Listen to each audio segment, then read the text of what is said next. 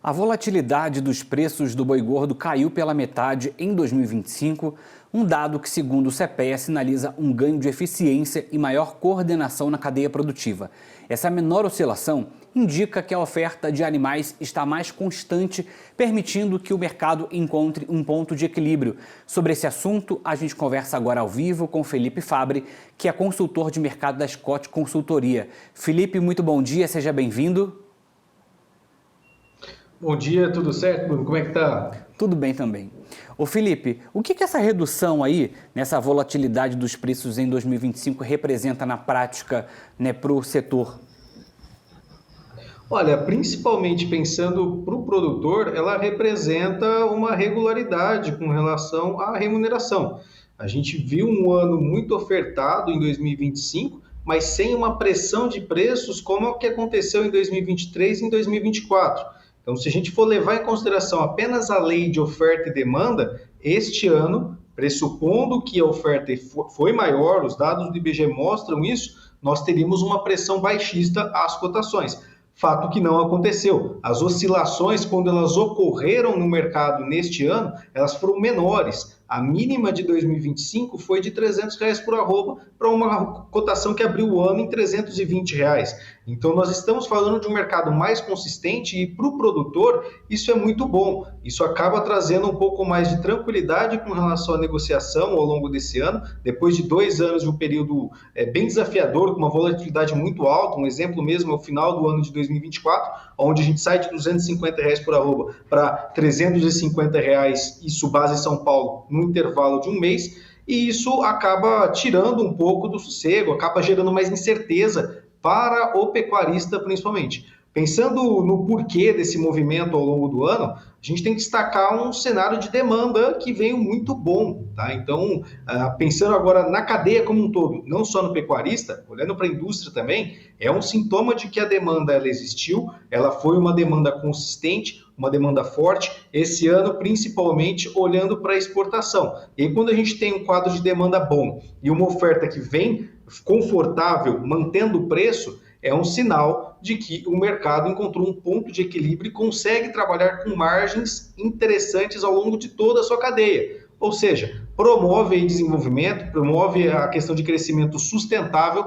ao longo dela, seja do frigorífico para fora, né, da questão do frigorífico, do desmonte para carne, para exportar, para vender ao mercado, ou para o produtor porteira dentro, pensando em regularização ou regularidade de remuneração de preço pago pelo seu produto. Claro que a gente não está falando dos custos envolvidos aqui no meio do caminho, mas pensando no contexto de consistência, num contexto de ter um pouco mais de certeza quanto à sua remuneração, de programação do que vai ser feito, porteira dentro e porteira fora, é ótimo, é muito bom para o setor.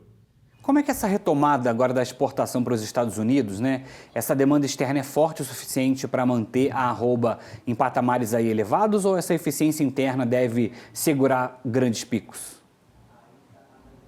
Olha, a gente acredita que há espaço sim para que a arroba trabalhe até um pouco mais firme do que ela vem trabalhando hoje. Hoje nós estamos falando aqui em São Paulo de R$320 por arroba para um boi destinado ao mercado interno a R$325. Vamos trabalhar numa média de R$322 por hora nesse mês de novembro. Há na nossa visão um fator que pode trazer mais firmeza sim às cotações no curto prazo.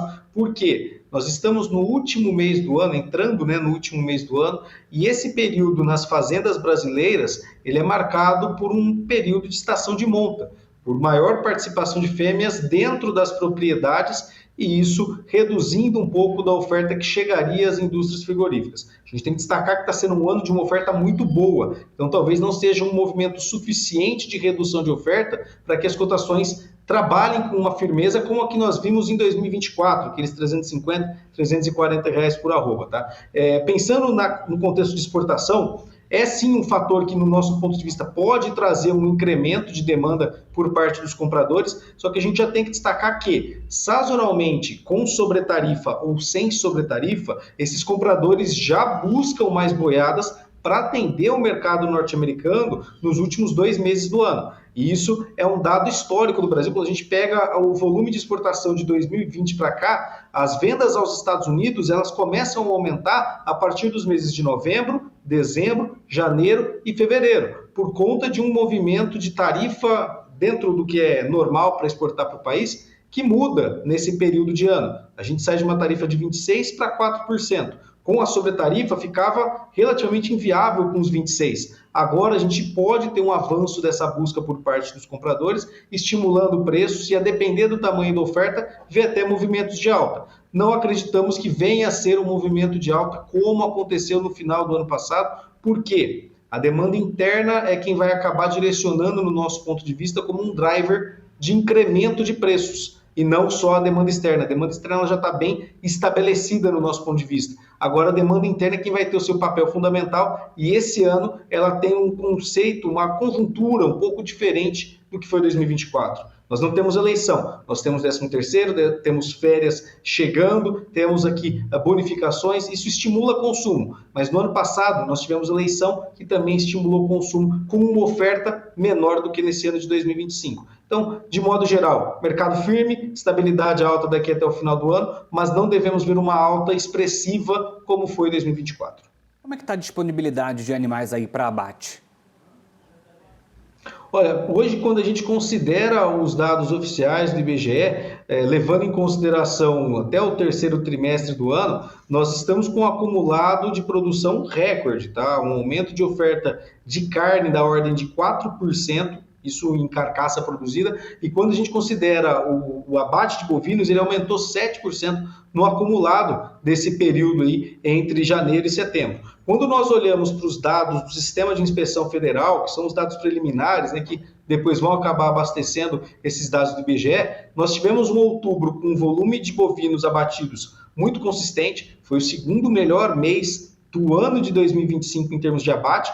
Novembro não está sendo um mês com relação à queda dessa oferta. Estimamos, inclusive, que podemos ter o melhor quarto trimestre da história dos abates da pecuária brasileira, tá? Isso estimulado por um confinamento com margens interessantes ao produtor, estimulado também por margens interessantes para quem trabalha com um sistema de produção em pastagem intensiva, tá? Pegando ali uma integração, pegando uma terminação intensiva em pasto, enfim, que também trouxe margem ao produtor. Então, de modo geral, a oferta ela vem confortável, com o Brasil devendo quebrar recorde de produção neste ano. Apesar disso, a intensidade do crescimento de oferta de carne bovina não vai ser a mesma. Nós estamos abatendo muitas fêmeas e fêmeas mais novas, e essas fêmeas elas têm um rendimento de carcaça menor. Então, apesar de um abate de bovinos maior, a produção de carne bovina ela cresceu, mas não na mesma intensidade. Citei agora há pouco alguns números, 7% ao mês de abate, e quando a gente pega em produção de carne bovina, 4% a mais de produção de carne bovina. Então, de modo geral, a oferta ela está confortável, mas a produção de carne ela não vem na mesma proporção de crescimento, tá? Tem aí oportunidades ou riscos para 2026? Como é que vocês já começam a olhar para esse próximo ano? Ô Bruno, nós enxergamos um 2026 bem oportuno, com alguns pontos de atenção, principalmente relativos aos custos de produção com a atividade. Enxergamos que deve ser um ano de custos de produção maiores, principalmente para quem trabalha com recria e engorda, nesse conceito de ter que comprar os bovinos de reposição. Para quem trabalha com confinamento também, deve ser um ano de custos de produção maiores, mas de preços firmes e com boa perspectiva no nosso ponto de vista. Por quê? Essa oferta de abate que tem ocorrido no país, ela vem crescente nos últimos 4 anos. Desde 2022, os abates têm aumentado, atingindo patamares recordes nos últimos 2 anos. Enxergamos que para o ano que vem, essa oferta ela deva diminuir algo entre 8% a 10%.